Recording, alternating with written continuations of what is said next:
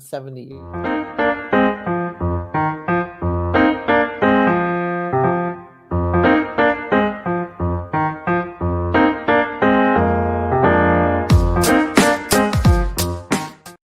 I love teaching others because when I first got into the healthcare field, people overlooked me. I was really a ninth grade dropout who had no education, but I was determined to make something of myself for my baby.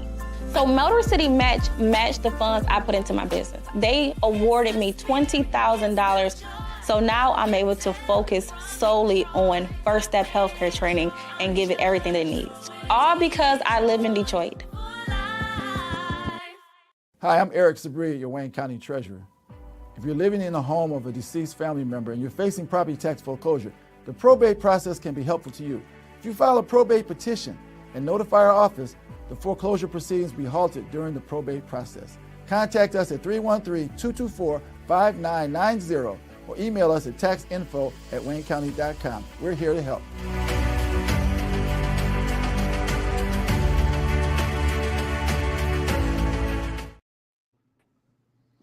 There we go. We're all back. Good morning, everybody, and welcome to another episode of The Week That Was. I'm Saeed Khan, back from the UK just in time because in about a month, who knows if the UK is going to end up on the travel ban. I think the more relevant question, Saeed, is who are they not going to allow back into the country? Well, I didn't want to make it personal. I just wanted to talk about it from a national level. But now that you're getting personal, Bill, all right, I guess it is. Well, we've got a great lineup today to talk about another week. As we're coming down to the end of the year, we have former Axios reporter and author of Substack's Detroit 1 Million, Sam Robinson. We have labor and community activist Barb Ingalls, attorneys Bill Seikaly and Joel Sklar, veteran journalist Nancy Derringer, and of course, co-founder of Deadline Detroit, Allan Lengel. So I thought we would stick to the other side of the world and talk about the Ukraine, which seems to have assassinated a top Russian general. Last time I checked, isn't that what you're supposed to do in a war? I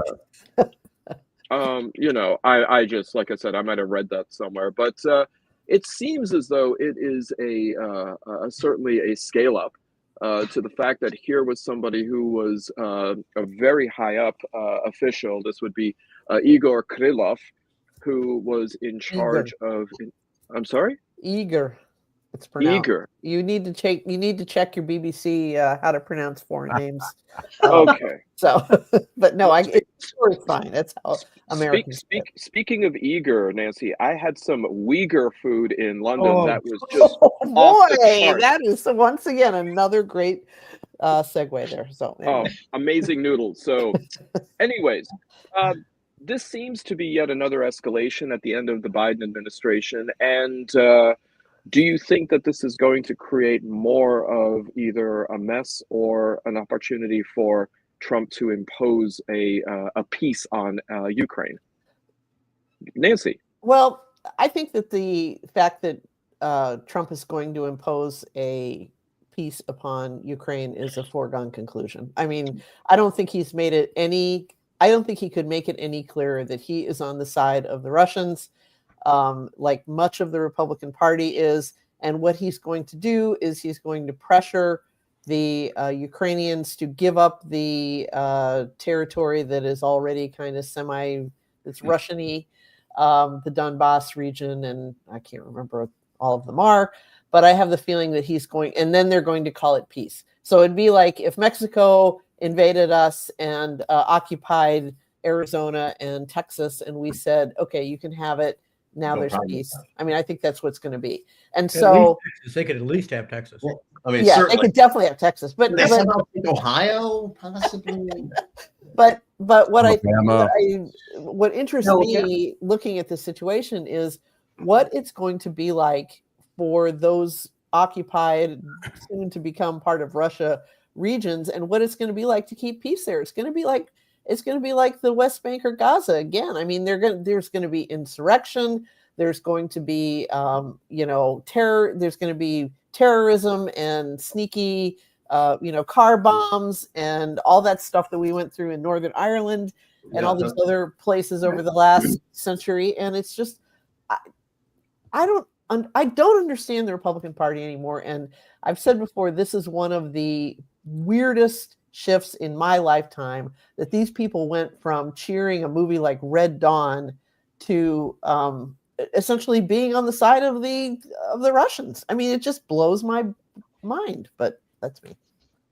I mean, I think Ukraine is trying to build up as many chips as it can before the dust settles, and there's, they want to show, hey, we can still fuck up Russia, so we're not totally acquiescing to everything that they want. Mm-hmm.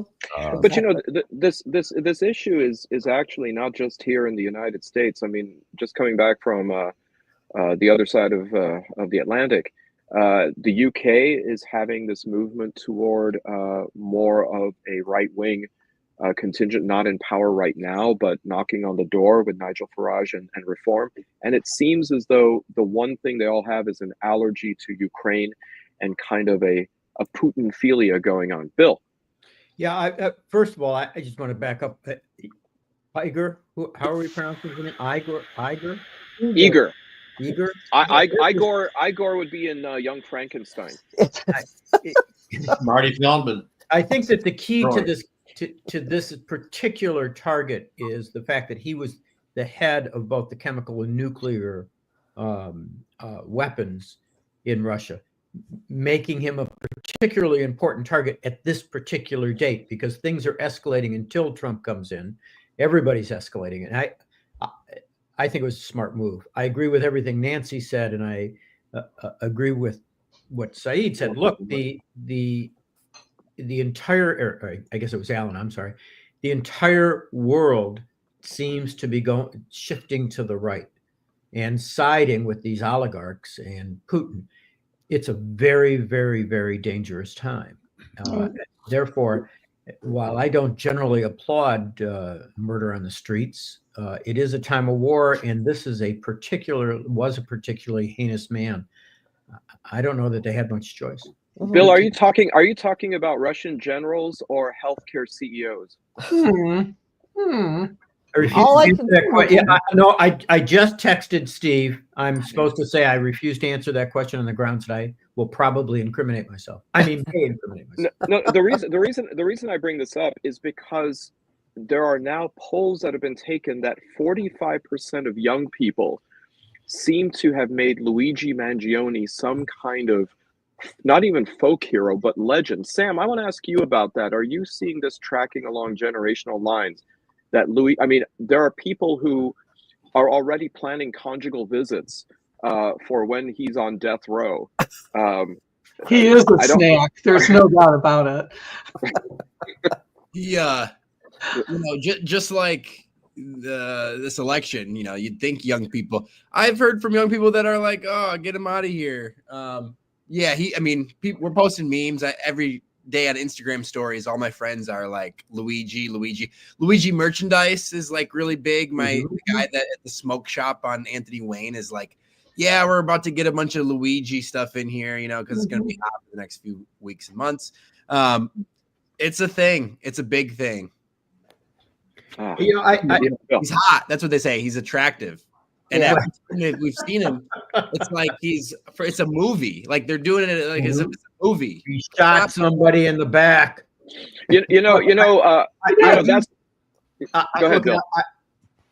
I think that the interesting part of this, my son and I were having this discussion the other day, and my son said they better not have anybody under 35 on that jury, because anybody under 35 is likely to, which I think is an interesting fact. I have a niece who is a social worker and has done a whole lot of work in this field, and as of last year, 66.5% of bankruptcies in the United States are based on medical bills, medical expenses. 66.5. If everybody in this country, pretty much except for that 1%, is one broken ankle away from disaster, one bout of COVID away from disaster, losing everything they had. It's bad, and I keep saying this every week. Murder is wrong. Murder by corporation is also wrong, and we shouldn't be surprised by this at all. So here's an interesting comment. So I'm curious if the people who are making him out to be a martyr over here, well, he's not a martyr yet because he actually isn't dead, but it could happen with the No, federal I think charges. he means the dead guy. Yeah. No. I think this is about Mr. Luigi. Mangione. Yeah. Could look at the face of his wife and young children, I'm Oh, I assuming, see. Yeah, meaning the deceased, and say such things to them. Well, I think that this really I think a lot of people could. And from what I understand, he and his wife were separated anyway, so I don't think it'd be any big deal for her. But his children, yeah. But I mean, I think a lot of people would. They'd say, I mean, I could certainly look at Barron Trump and say your dad's a piece of shit. So I don't know why it would be hard for somebody. I mean, I think a lot of He people might agree. He might agree with I So, don't. and if he doesn't, his wife would, or his mother would. But Yeah. I think more fundamentally here, then has social media created a change in the culture where people feel emboldened because they're Yes. behind the mouse? Yes, I think that's Yeah. absolutely true. And it's not social media, it's just the internet in general. I think that has been the case forever. Did anybody see the photograph or the photographs that came out yesterday after they landed him in New York City, where they, because he decided not to fight extradition, and they actually brought him in. They brought him in a helicopter, okay, which they landed somewhere down in lower Manhattan, and then they walked him out. They had about 1,000 cops waiting for him there, and Including they walked the mayor. him. Huh? Eric Adams was there, including the mayor. The mayor of New Yeah, York. including the mayor. They were all there. They're all dressed in their dark macho cop clothes, and he's in his orange jumpsuit. And Looking good. Looking great. And there's this picture of him being walked, and he's in leg irons and cuffs and the standard jail, transported prisoner array. And there's like all these cops flanking him, and it's like, could you make him look? Do you understand anything about visual communication and the power of images? It makes him look like a martyr. I mean, that'll be a T-shirt. Their position is we're doing it so he doesn't get killed. I mean, that's what they're going to tell I you. know what they're doing, but who's going to shoot at this guy? His wife and kids. I mean, I don't. Yes, but Nancy, he's got a bigger danger. He's being put up in the same facility as Diddy. So, he actually looks like he could handle himself. You mentioned what he was wearing. One thing that you didn't talk about was that he was wearing that one of these police officers that was flanked right next to him, beside him, was wearing a very expensive pair of Virgil Abloh off-white Jordan 5s. Oh my God. Police officers are also, you got to understand that they think in their mind that their propaganda is going to win out that of the internet. And what have we seen in Michigan just this last election, right? The propaganda of the internet was more powerful than that of the corporate, Western propaganda. I'm old enough, I'm not trying to pull rank on you. I'm old enough to remember when the shoe of choice was a Bruno Mali. But Barb. I'd also like this whole thing has just got me. So the governor of New York wants to make sure that CEOs are better protected. They're gathering to discuss intelligence that a certain class of individuals are being targeted. Law enforcement and private security can work together to make business leaders safe. And I'd also like to point out in 2022, 2,500 children and teens died by firearms. Just so far this year, it's gone down just 975. So it's unbelievable that they act as though, all right, one guy got killed. And, I'm not saying it was okay. And, despite my, crack about his wife and kids, I condemn this. It's a bad idea. One guy has been killed, and they're acting like this is some sort of epidemic of violence that has to, but again, like you said, Barb, How many kids have been killed in school shootings, and we're told all we can afford is thoughts and prayers and to say mental health a few million We more times. do not give a single fuck about children in this country. No. And this is Right. my mind that this is where the focus is. Right. But Barb, isn't this just the latest effort to protect CEOs? I mean, in the past, it was just tax cuts. So, They'll get comforting tax cuts. I don't want to use one of Saeed's segues here, but to a different story. But it seems to me that you got to tie this into the fact that Musk and then Trump joined in are objecting to the new continuing resolution because of all the waste, which always means the same thing to the richest guy in the world. They're spending money on poor people. Right. Damn it. You can't raise this. Bill, would you please use President-elect Musk's proper title, President-elect Musk, and it's Vice President-elect Trump, and other guy in the picture, JD Vance. So that's just. I think you can't look at these stories separately. And Bill, thank you for the segue. And yeah, let's talk about then the possibility of a government shutdown. Back to you, Bill. Or do you want to? If you're going to look at spending money on CEOs, you've got to also say, where are we going to take that money from? And apparently, the new administration would rather have us take it from poor people and Social Security than any place else. This is ridiculous to me. I mean, I don't know about the rest of the world, but I pay about 28, 29, 30% in taxes every year. If we charged Musk 30% in taxes, it'd be a big step toward making things better. Allan, I think we have a video about not only Musk, but other appointees. From the makers of Guess Who comes Milton Bradley's newest guessing game, Guess Who Trump Appointed. Can you guess who Trump appointed? Try not to feel so disappointed. Has your person ever shot her puppy in a gravel pit? No. That bitch had it coming. Is your person a TV doctor who promotes shady weight loss supplements? Sorry. I was friends with Oprah. Does your person have a worm in his brain? Wanna see me do some push-ups in my jeans? Is your person a woman of color?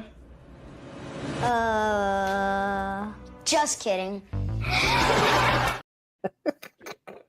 There you go. Well, I mean, so the fact that there seemed to be some bipartisan support for a continuing resolution before, and then here comes Musk, here comes Trump, and now we're still scraping till I think a deadline tomorrow, if I'm not mistaken. I don't know. I mean, all I heard today was that one of the things that went down when this CR was scotched was so much money for children's cancer research. So that's what's more important to Elon Musk. It's also denying Biden any, I don't know, not even a victory, just going out as president should go out to create this crisis. What are we, 2 weeks away, 3 weeks away from the inaugural? That's absurd. You have bipartisan support. Exactly 30 days or 1 month from today. It's whatever it is, 20th, my friend. It's just terrifying. And to do this intentionally, again, it's like the bipartisan bill on the border. You want to create an issue. You want to create a problem. You want to blame somebody else for the problem that you created. And that is your oxygen that you breathe, getting shit done. If, President-elect Musk, is going to cut stuff that we can't believe he's cutting. It's a Republican or a conservative wet dream. What's going to happen here? There will be Social Security is nothing safe. No entitlement that anybody has is safe. Health insurance is going to go away. We're in for a steep decline here, and it's going to be on the backs of the middle class and the poor. Yep. At the same time, I mean, there is some kind of cannibalism going on in the Republican Party. There are Republicans calling for a criminal investigation of former Wyoming Congressman Liz Cheney. Right. Yeah, the cancer is right. I mean, it's another organ. By the way, did anyone notice that the Electoral College did meet and they did certify the vote, Quiet. and it was so quiet. I It was mean, the smoothest election this time. Nobody. Well, I'm not an complained about elector. I anything. I feel like I can't- should have done something. I Over should have. for me. I should have, submitted some fake elector. Myself as a fake elector or something. I I feel like claim Michigan. I'm letting Actually, the pen down. Yeah. actually, Nancy, I think Allan was going to make several million copies of your teenage photo and then post them everywhere. Would that be wrong? Well, I mean, but there seems to be a real chilling effect going on now. I mean, I don't know if this is what you would attribute to a kind of realpolitik. There you go. There you go. Realpolitik, That's or Nancy, Sam. We're not showing porn yet. Yes. yeah. Yeah. All right. And by the way, Sam, I guess the other disclaimer is this is not a BYO show. So, but the idea that it seems, I don't know if it's realpolitik or if it's resignation, but a lot of media outlets now seem to be capitulating to Trump, including Disney and ABC News settling a defamation case involving George Stephanopoulos. Yep. Regarding mentioning that a judge had found him guilty of rape, which, although he hadn't technically found him guilty of rape, the judge did say that he saw that it was plausible that he had committed rape. Right. Sexual assault, he called Sexual assault. it. Yeah. Is this, along with the LA Times owner, Jeff Bezos at Washington Post, is this where, as it says, democracy dies, at least in the free press? Allan. I think we're really entering dangerous territory. And I know Nancy was kind of mocking me last time about the editorials being, imposed on. And now I guess the LA Times owner has asked them to refrain from any commentary about Trump for a while. I mean, it's not that, the average person is like, oh my God, let me see what the LA Times is saying about this. But it's symbolic of what's happening. And, just the ABC thing, I was shocked. I reached out to our lawyer, our libel lawyer for Deadline, and he seemed to think, well, the tides are changing. But to me, it's like, first of all, the claim, what? It hurt his reputation? Come on. You couldn't fucking, I can't imagine anything that was written or said about the guy that would ruin his reputation. And he won the election. And I thought it's such a dangerous precedent when you acquiesce like that. Now he's suing the Des Moines Register for the pollster saying she's interfering with the election. I mean, the guy, That was ridiculous.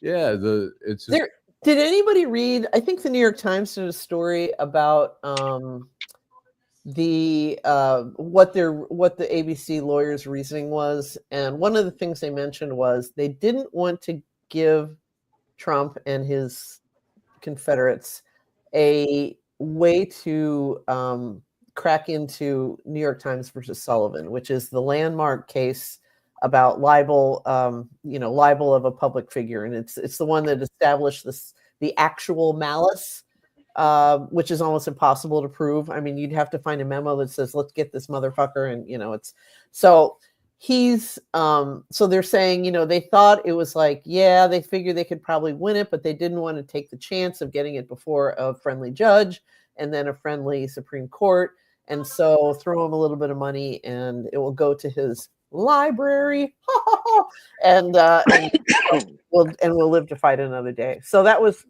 one point of view that I found interesting. Having dealt with First Amendment law and having stories reviewed by lawyers at the Washington Post and the Detroit News, I have some familiarity with that, and I was shocked because it's like, first of all, it has to be like really showing malice. Right. Actual malice. And it was so close. I mean, as you say, the judge essentially said, well, in today's vernacular, whatever, rape is pretty much, you could encompasses the sexual assault there. So I was shocked, and it really sets a dangerous precedent. I mean, you see him trying to sue the Des Moines Register. The guy, it's just going to open up for wealthy people to fuck with the media more. Well, I mean, the Supreme Court does have a case in front of it. It has agreed to hear the case regarding TikTok and its ban, something that was upheld by the appellate court, which, as the Biden administration had said, that TikTok either needs to divest and be bought by an American company or face being shut down. We are at that stage now, and next month there will be the hearing.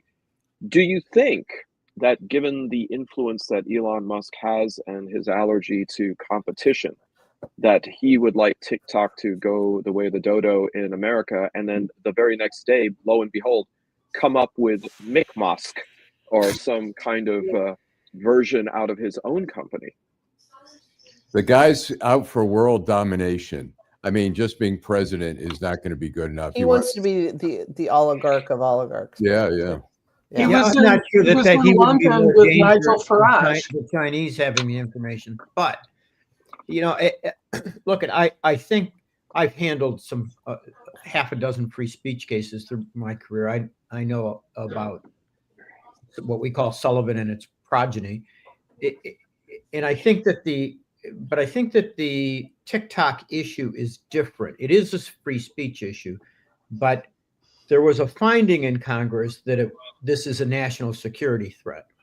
I am not sure how much weight the court has to impose on that.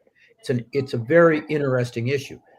If a jury determined, or judge and jury, whoever the finder of fact was, determined that it was a security risk, it could control some of the free speech issues.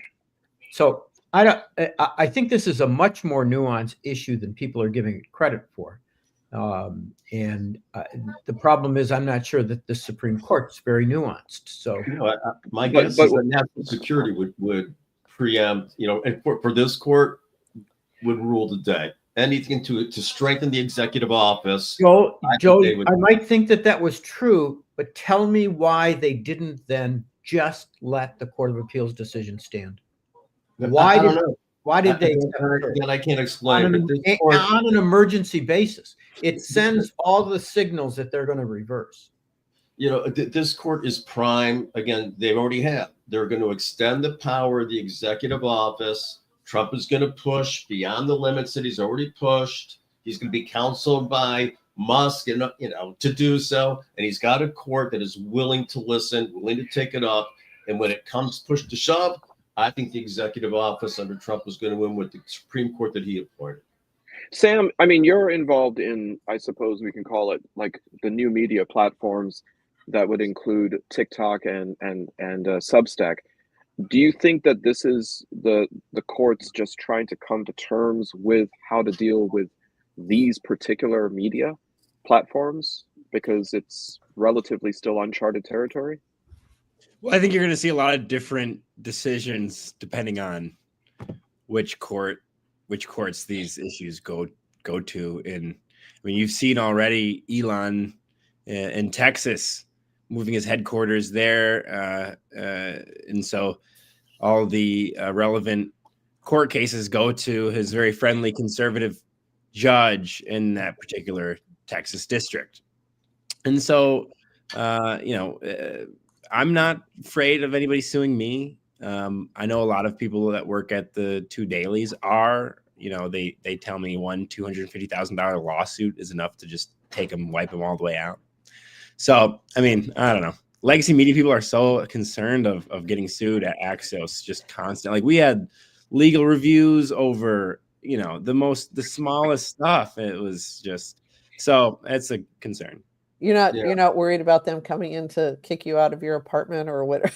No, please give me something to write about. Give me something. It'd be a great podcast. You could write about us. Yeah. I mean, we had a Deadline Detroit. We had the most frivolous. It was the only lawsuit in the existence of Deadline Detroit. The guy who was doing the zig heil and screaming stuff at the Birmingham School Board meeting. It was reported in public, and he was fired, from his job he was teaching tennis to Jewish kids in West Bloomfield. And some parents might not have liked the guy doing a zig heil and yelling "Hi Hitler" in the meeting there. And so we just reported on what happened, and he sued us and Newsweek and Metro Times, Daily Costs, and one other news break or whatever. And I mean, it was such a frivolous lawsuit, but they, our attorney, Herschel Fink, wrote the guy and said, you have no case. Here's the case law. Here's a self-addressed envelope for you to drop the case. He refused to. And so we had to go through the whole, we have, libel insurance, but we had to go through the whole thing, and motions were filed. It was dismissed before, in summary judgment or whatever, but it costs money. Yeah, it is. Well, that's the thing. I mean, that's the thing about the prosecution of Liz Cheney and all these other people. It's like the idea is to wear you down. They know they don't have a case, but you still have to respond to it. You still have to hire a lawyer. Mm-hmm. I think I remember hearing something about some ex-Trump official who disagreed with him and ended up getting, I think they called it an IRS audit of the sort that death comes as a relief. That it was like, they really do go up your butt with a flashlight and a magnifying glass, and that's just that's what he can do. So that's where the power comes. Yeah. Take a break. Let's take a break. I love teaching others because when I first got into the healthcare field, people overlooked me. I was really a ninth grade dropout who had no education, but I was determined to make something of myself for my baby. So Motor City matched the funds I put into my business. They awarded me $20,000. So now I'm able to focus solely on first step healthcare training and give it everything it needs. All because I live in Detroit. I apologize. Hi, I'm Eric Sabria, your Wayne County Treasurer. If you're living in the home of a deceased family member and you're facing property tax foreclosure, the probate process can be helpful to you. If you file a probate petition and notify our office, the foreclosure proceedings will be halted during the probate process. Contact us at 313-224-5990 or email us at taxinfo@waynecounty.com. We're here to help.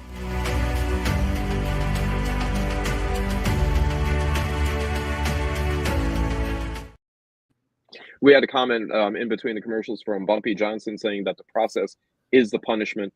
And if anybody's going to know that, it's Bumpy Johnson. For that reference, the excellent Netflix show, I think it was on Netflix, Harlem, with Forrest Whitaker, and then of course his depiction I think it was with I can't remember the actor, but in American Gangster. Right. Denzel. Yeah. No, Denzel didn't play Bumpy. Bumpy was played by the guy from the Mod Squad. Oh, okay. Clarence Williams III. Yeah. Williams III. So there you go. Well, on the topic of media and suppression, a BBC report this week has revealed that Meta, the parent company of Facebook, apparently was restricting content regarding Palestine, both by manipulation of the algorithm and also engaging in practices such as suspensions of accounts, as well as what's known as shadow banning, causing people's feed to be underrepresented with what they were posting. These things are happening in Western democracies with some of the most venerated media outlets. Is this something that we really need to be concerned about from the standpoint of the press as an institution and as a check on government and state power? Allan? I think we're still a little bit in the Wild West when it comes to social media. We haven't quite figured out what's the control, but obviously it's looked upon as a public forum, and that what they're doing is looked upon as wrong by the majority of people. But it's still the regulating the social media is, Well, if you can't see it, so what if people would consider it wrong if they knew about it? I mean, right.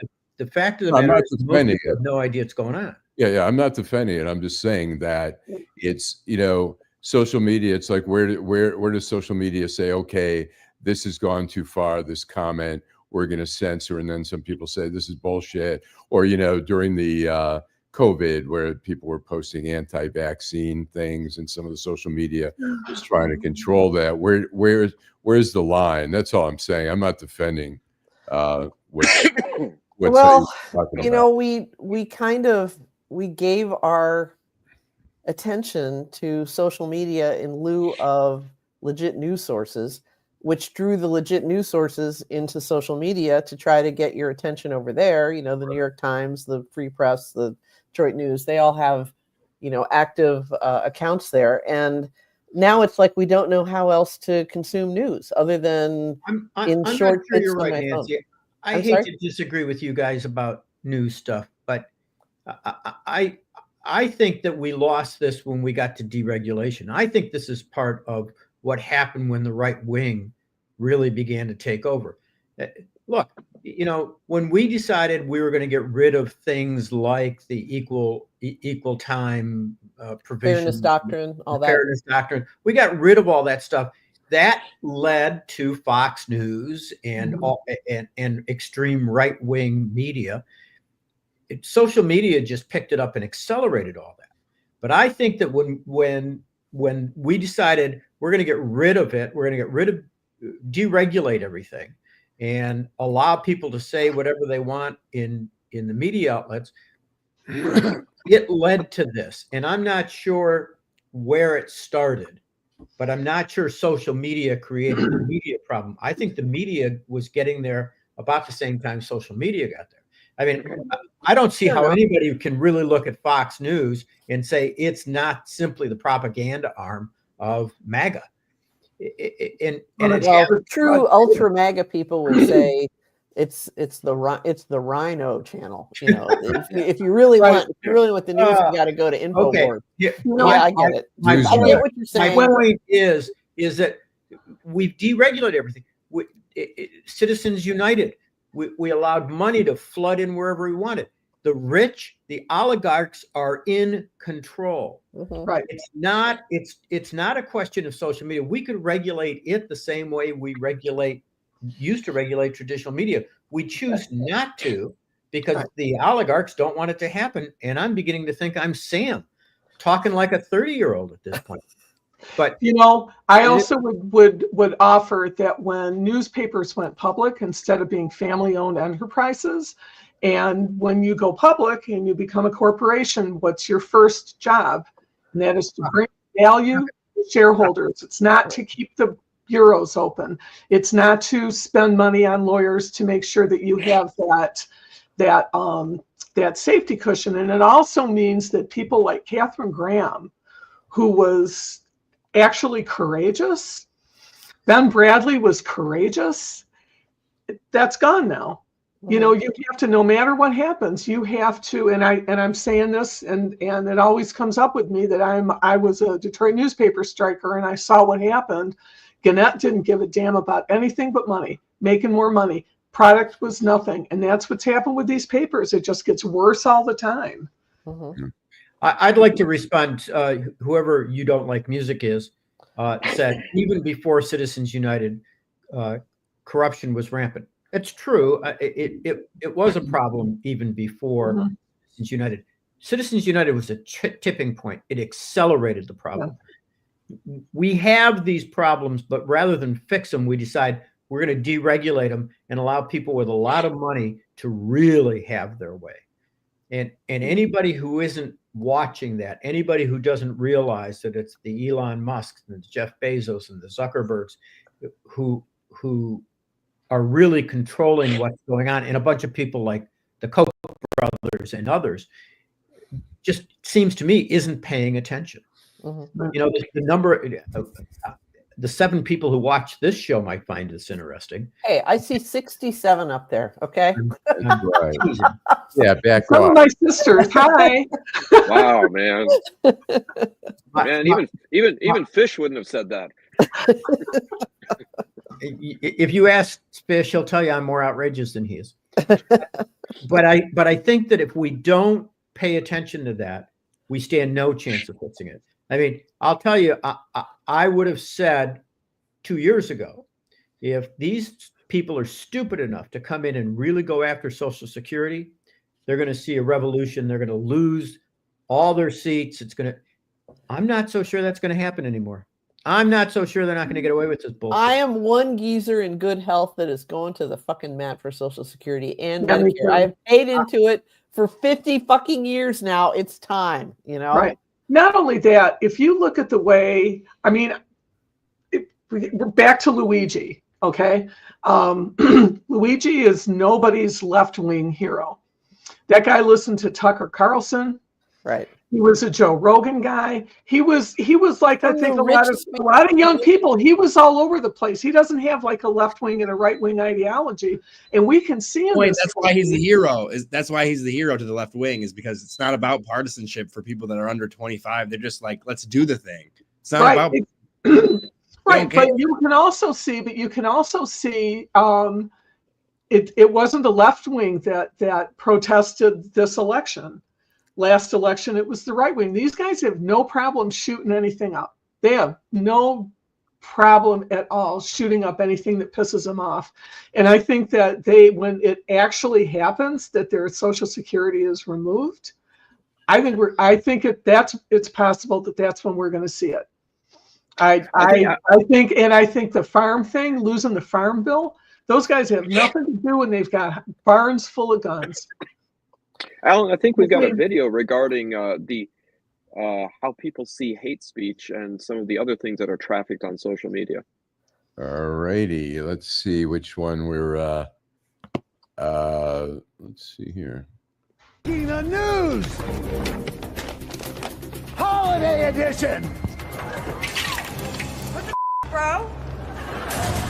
Does dreaming of a white Christmas make you a racist? What? No. This racist explains why not. Tonight. What? Let me try this. Do you celebrate Kwanzaa? No. Racism. It's on the rise, and the holidays are no different.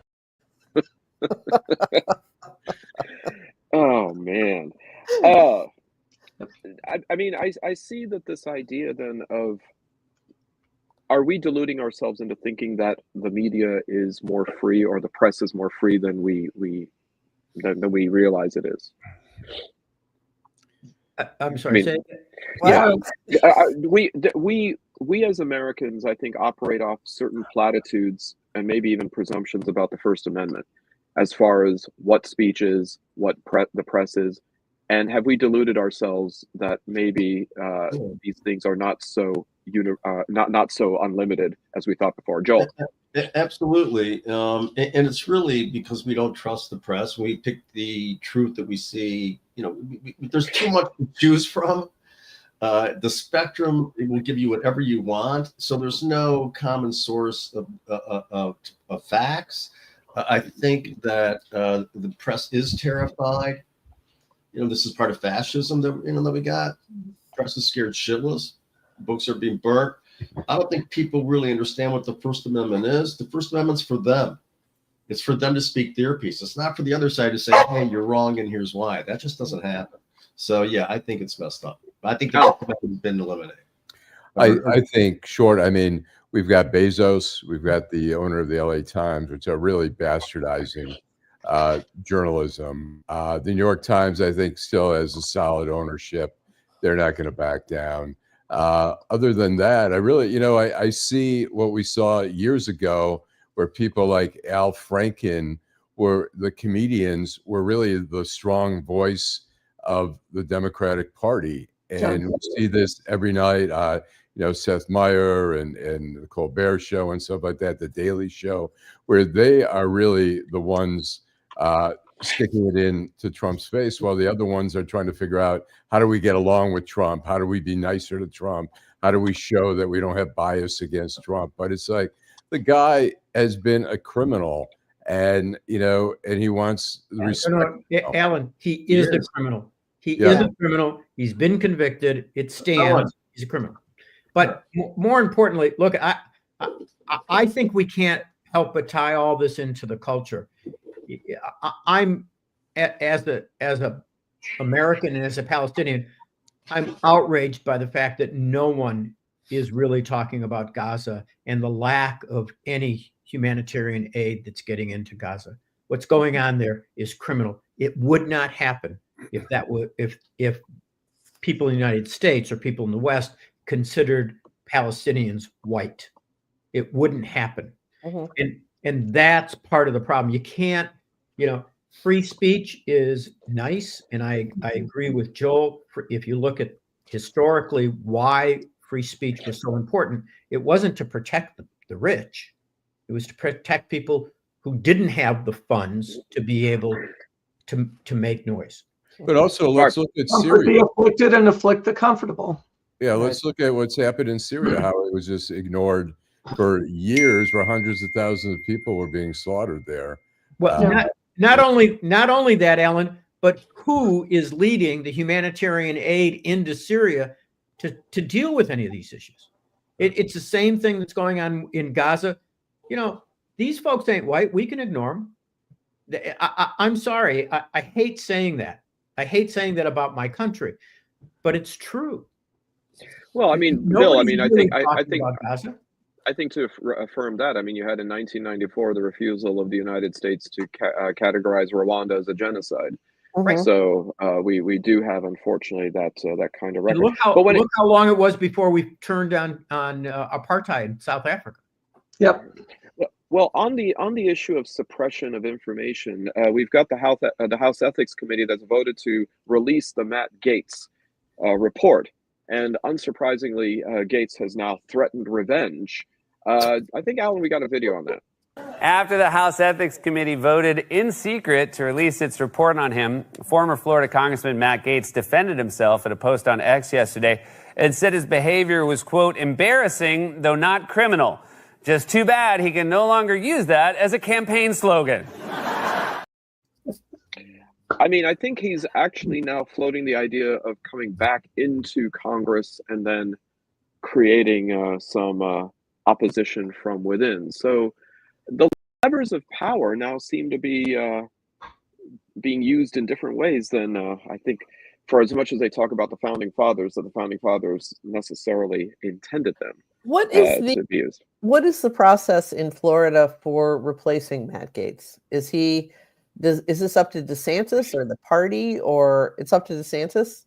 I think the governor makes it the call. Okay, so the governor now has to make the call on DeSantis and on no, not on DeSantis, on Gaetz, as well as on the vacant Senate seat. I'm sorry, Gaetz and Marco Rubio's probably likely to be empty seat pretty soon. So yeah. He's got, Rod Blagojevich would be really hot for this one because he's could be ringing up the register. Yeah, exactly. Well, I mean, also a former contestant on Celebrity Apprentice. So maybe that might be Blagojevich was on. That's right, he was. Yes, the full circle. Yeah. Yes. It's a circle. It's a circle of bribes. I mean, circle of life. Something. There you go. There's a kitty. Well, some good news, I guess, here and a little more close to home. Wayne County has erased $27 million in medical debt for 46,000 residents. A moment for applause, I suppose. Yes. Okay. Very good. That was rhetorical, but okay. Okay. Any thoughts about this? I mean, we've seen sprinkles of this before. Something that hopefully can gain momentum. To start. It is a start, and I did a short piece on medical debt for the Michigan Association of Counties magazine, and it is. I learned a little bit about medical debt in the process. It is it's something that hospitals generally try. They don't like to keep on their books, mainly because hospitals are enormously wealthy and getting wealthier. At least the big ones are, and it's a bad look for them to be harassing. Sick people for their what they're unpaid, but it doesn't generally really stop them. But excuse me, it doesn't really stop them, but they don't like it. Well, medical debt is at least hospital debt it's complex. It's not as easy as saying they're just gonna. Generally speaking, they keep it on their books for about a year and then they sell it, and it's sold for pennies on the dollar. And that's what this particular charity, I think it's called Undue Medical Debt, UNDUE Medical Debt, and they buy it on the debt market, which is an interesting, thing in and of itself. There's a debt market. You can buy bills. It's fascinating. Go ahead. I think that the piece that's missing here, and I don't want to get too wonky and I don't want to get too nuanced about this, but I think it's really important to remember the reason that medical debt is as high as it is for individuals is because of insurance rates. Yes. You have to understand that, Blue Cross makes a deal with a hospital. We will cover services here, and we'll pay you 30% of what you charge for the open market. The only people who are paying in the open market are people who are getting charged and can't afford it. Right. So that's why they create the debt. So a CAT scan, they're going to charge $3,000 for. Blue Cross is only going to pay about $800 for it. Right. And the only people who are going to get charged $3,000 are the people without health insurance. It's going to become their debt. The hospital never tries to collect it. They sell it. They sell it to the debt market. And these people generally end up either not paying it, having their credit rating decimated, or going bankrupt. Yeah, and the calls are relentless for those. They are very aggressive companies that buy those bad debts. They're exceptionally aggressive. Yeah, right. They buy it for a nickel on the dollar, and they're John Oliver bought $1 million worth. John Oliver did, yeah. John Oliver bought $1 million worth of debt and forgave it. For how much? About 100,000, maybe, or less. Even less. It wasn't much at all, but he it really is, and but they're so aggressive. It makes people's lives hell. That's all. It does. Wow. Okay. So I think what our commenters are saying, don't make the perfect the enemy of the good. It's like anything that gets this off of people's back is a good thing. So absolutely. Look, I applaud what happened here, but the fact of the matter is that you really want to be effective. Don't allow hospital medical debt to become part of your credit report. Well, and now you're talking about something that would make a difference in people's lives, because the hospital's not going after these people. No, that's something that most people never realize. It's not the hospital that's going after. It's people who are buying it for a nickel on the dollar, and they figure if they can get 10 or 15 cents on the dollar, they're making a fortune. Right. And I'll tell you, one thing I learned when I had insurance, at least private market insurance, is if you get on the phone with the hospital, you can negotiate. If you can pay any amount of cash, they will frequently allow you to pay it off for practically nothing. Or you can also get on payment plans. They can't charge you interest. They don't charge you interest. And you can string it out as long as you want. I mean, if they say we can give you owe $2,000, we'll give you 2 years to pay it off. Take the 2 years and pay a little bit every month and you're fine. Not many people are as, I'm going to try to figure out how to say this. Most people do not know that at all, have no idea what that is. And that's one of the problems is. Right.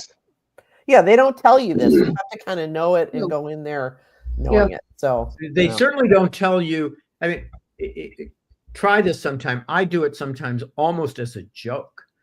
But things that I want a private pay for, I say, okay, listen, I'll pay for it, whatever you charge the insurance companies. Right. And they go, yeah.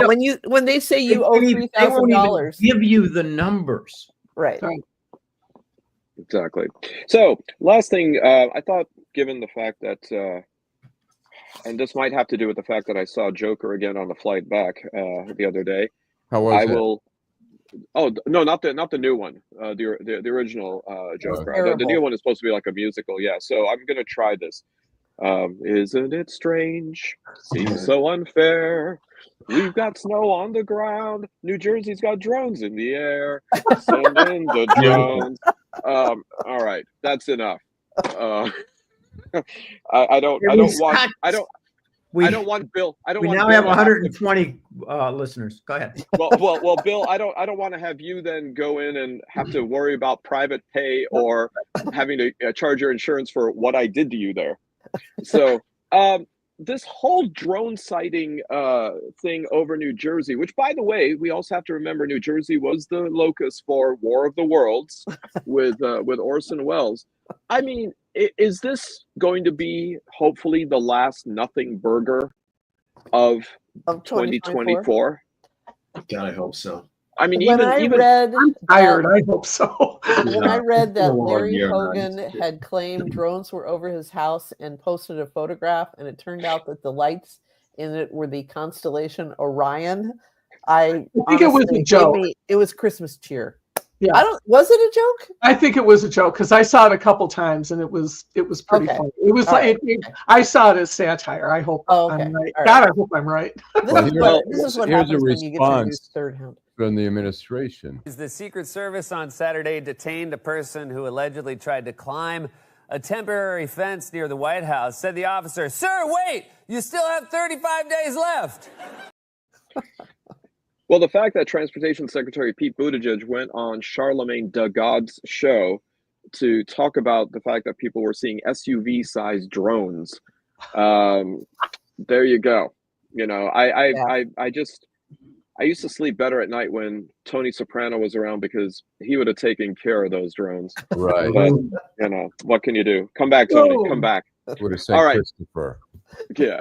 Well, Christopher died, but Alan, let's go to the last segment. Downtown Detroit, Robert Wells, Smart of the Week. All right, now, Sam, you are a seasoned veteran of the show, so you know how this works. Who's your schmuck of the week? I'm going to give my schmuck of the week to the Michigan legislature. The whole thing. Because what the hell, man? They were still going last night until like now. Like, I think the Senate is like still in session 21 hours. Wow. What a bed, guys. Like, but why? Why do this? Yeah. It's lame duck, and it's always like this. It's lame politics. That's why I can't believe that we even have to quote Republicans saying, "I can't believe they're doing this." When they do it, when they get the chance, they do it just as hard. It's just the way lame duck is, and it sucks. And you're right; it's ridiculous. But that's what term limits gives us. You know, a lot of this stuff gets held until the last minute so that somebody can leave the stink bomb of their bad vote, you know, and they're on their way out the door. So, and it's the same feigned indignation that we find when it comes to gerrymandering. So yeah, exactly. There must be some connection there. Barb. Eric Adams and the NYPD. The NYPD is a union organization, and I threw up a little in my mouth when I said those words. They are grabbing Amazon strikers, and yay, Amazon strikers! If you get a chance, visit a picket line. They're out at the. I mean, and it's not. They're not stopping anything. They're not stopping anything, and they know it. But there's no reason to arrest people. There's no reason to zip tie people, and what the fuck, New York? Anyway, and it'll probably happen here. Detroit police have never shown me. But yeah. A Con Air reference by Bumpy. Thank you, Bumpy. All right. Okay, Joel. Okay, well, I'm going to make a comment. There was another school shooting this week by a woman, a young girl, forgive me, 15-year-old Samantha Ruppnow, that killed, I think, a teacher and a student. We need to comment about it, just to show this is now the new normal. It's part of the environment that we have and that we live in, and it's tragic, and we become desensitized to it. It's awful. I was going to comment on when we started the show with the killing of the general. I saw the film, and it was like watching a movie. My sense of empathy and ability to realize that is real is it's hard. It's become hard to really understand that. But going to something else, I have two things. One, leaving a manifesto behind. If it's 3 paragraphs, it's not a fucking manifesto. Make it a fucking manifesto. Leave a 70-page rant that nobody can possibly understand with just random medical like mathematical formulas. Just co-sign every place. That would be a manifesto. So that bothers me. But my schmuck of the week is going to be Elon Musk. He's not the president, but I guess he is the president. And if he treats us like he treats his workers at Tesla, we ain't going to eat. We ain't going to sleep. We're not going to, it's going to be cold all year round, dark all year round, dreary all year round. It terrifies me that this man is whispering or screaming in the ear of somebody who's like nodding yes, and it's terrifying. So he's so Joel, that Sherlock Holmes haiku left you a bit wanting. Well, listen, it would be a haiku. I never knew how to do haikus. I never said 17 syllables, baby. 17 syllables. But a 575. manifesto has to be a rant. It does. Karl Marx. That's a manifesto. It's kind of a rant. Unabomber. Unabomber had a manifesto. He had a manifesto. It's not even. Let's just call it a rant. He had a rant. It was the greatest. Rant. Nobody ever doing it. It's a rant. Actually, it's the best. Joel, NPR's ombudsman, or whatever they call their ombudsman, did a column a couple of years ago why they said they weren't going to use that name anymore, or that word anymore. They were going to say they left behind writings or whatever, because the woman who shot up the Christian school in Nashville a year or so ago, her manifesto consisted of like doodlings and like angry scratches in her notebook. Nancy, that was an illustrated manifesto. and Luigi's was something like 200 words, and I think Stephen Colbert called it a mini-festo. So there you go. Thank you. So, Joel, you know what? We're having this conversation. It's awkward and difficult, but I'm glad we're having it. Joel, I just looked up the definition of manifesto, Joel. There's nothing about length in it. Well, it's about time somebody strongly wrote a letter to Merriam-Webster about this. Joel, I'm getting a deja vu here. Do it. Okay. I'm getting a deja vu here, Joel. I think that after your comment about Karl Marx, the Ayatollah Xi Jinping is going to issue a fatwa against you. So, I'm just saying. It's not my real name. I knew it. Nancy. I just want to say that I stand with Joel on the ruination of the English language, not just in this one, but also apparently we have given up on using the proper verb form of to give.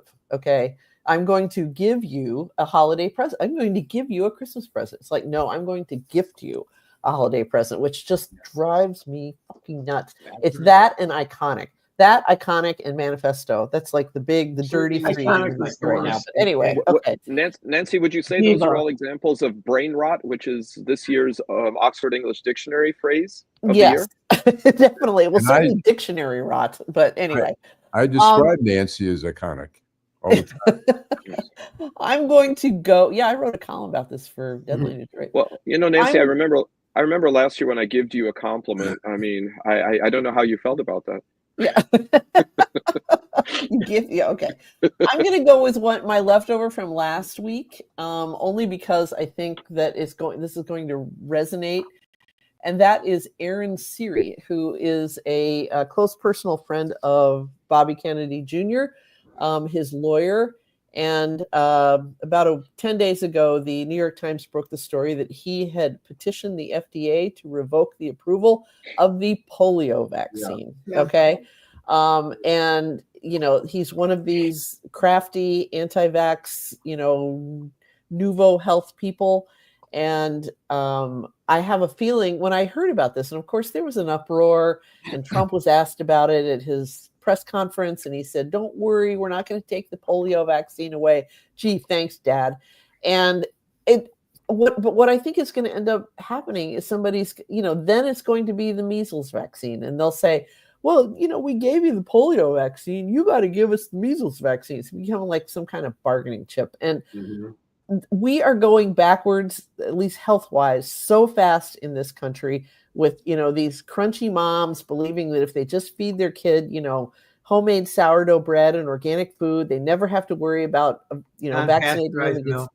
Yeah. And sooner or later, I mean, what's his name? O'Neill, I forget his first name, who was drummed out of the New York Times for being mean to a tour group.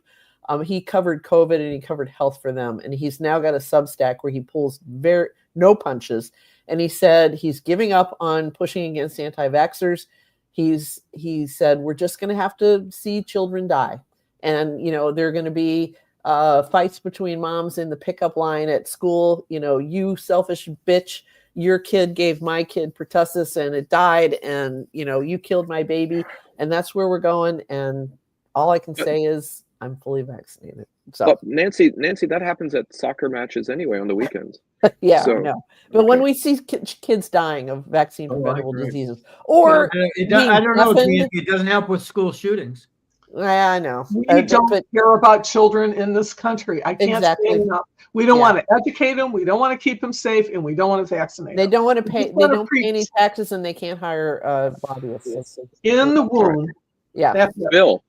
Bill. Yeah, mine is Victoria Spartz. She is the first Ukrainian born member of Congress. You would think that she would have been, especially given her history, a natural supporter of her own country. Her own country, especially because she rants about how oppressive Russia was when it occupied Ukraine. But because she is, more importantly, a MAGA supporter, and got in as a result of her support of Trump, she voted against the $61 billion in additional support for the war and simply walked away from the country of her birth and everything that the Republican Party used to stand for. That's my main schmuck of the week. My schmuck of the year are all the people, and this has been running for 3 weeks or 4 weeks for me, who continue to take the knee to Trump and continue to kiss his behind. This is the most dangerous thing that I've ever seen in this country. Absolutely. Yeah. All right, Allan. I'm going to go first with ABC News, and then I'm going to go with the Biden administration for the Wall Street Journal, which, the news side there's a lot of liberal reporters, so you can't write it off as just the Wall Street Journal there, but they did a very in-depth report showing how they've been covering up for Biden for a long time now, how they've tried to, they'd say, oh, he has good days and bad days. They tried to coach him for days and days over when he had the interview with the special counsel, and that was screwed up. So I say shame on them for covering up as long as they did for Biden. We could have had a real primary and a real candidate. Absolutely. Might have won. So. Former CNN contributor Chris Cillizza actually came out and issued a confession and apology, saying I would be getting contact from all kinds of Republicans and others saying, "Hey, why aren't you covering it?" And he told them, he's like, "Yeah, I've got marching orders not to do that." So another cover up. Well, on the topic of being disloyal to one's country, Bill, my schmuck of the week is former president of Syria, Bashar al-Assad, who apparently in a last skin-saving maneuver decided that he was going to sell military secrets of Syria to Israel as a way to then facilitate his ability to escape the country and go into exile in Russia. And this, of course, then triggered IDF blitzes all across Syria, including the destruction of Syria's naval capabilities, which did not seem to be posing a threat whatsoever to Israel. So for those who, of course, were backing Assad as being this great hero, upholding the rights of religious minorities against other scary people, that's traitordom of the highest order. Runner-up to Matthew Campman, 34, of Colorado, who caused a 3-car accident with his blood alcohol level blowing a .326, 4 times over the legal limit, having had 10 drinks.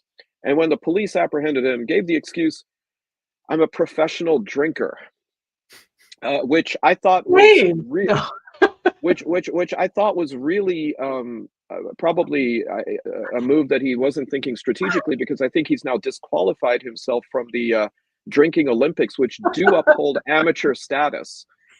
So yeah, Matthew Campman, Bashar al-Assad, Schmucks of the Week. Listen, thank you everybody for being with us for another. What was great Allan? week. Did Allan do his? I did. Allan did I his. said the Biden You're right. administration. You're right. The Biden I'm sorry. Yeah, the cover Sam, I up. want to see your kitty. I keep The seeing your cover-up. kitty's head. Where's your cat? I want to see it. Well, you talk. Go ahead. Oh, I just okay. want to see the Well, cat. listen, thanks, She's gone. She's out of here. She was just now. She's literally just ran away as you said that. So, I also want to thank Jennifer Bumpy and You Don't Like My Music, even though I don't like your music, for keeping things really active with the comments today. So thank you for that. Thank you, Sam Robinson. Thank you, Bill Seikaly, who decided to pull a Fishman. Thank you, Joel Sklar. Thank you, Barb Ingalls. Thank you, Nancy Derringer. What a baby. Thank you, Allan Lengel. What a sweet cat. And with the last word, as always, Allan. Drive home safely. Listen, everybody, have a very Merry